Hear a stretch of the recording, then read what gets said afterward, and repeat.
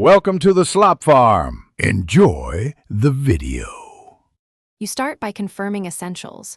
Your iPhone runs iOS 14 Plus, the Mico app is installed, and permissions are allowed.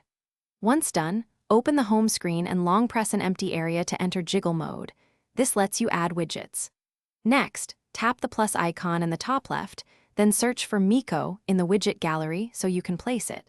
Make sure to choose the size you need because each size exposes different quick actions and data density. Once the widget is on your screen, you configure it.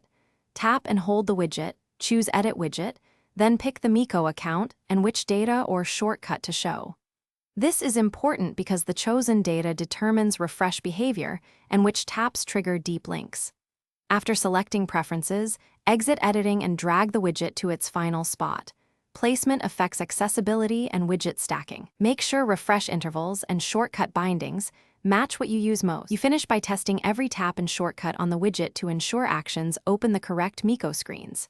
If data looks stale, open the Mico app once to trigger a sync, then make sure background app refresh is enabled for Mico.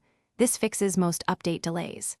If items still fail, force quit Mico and restart your phone.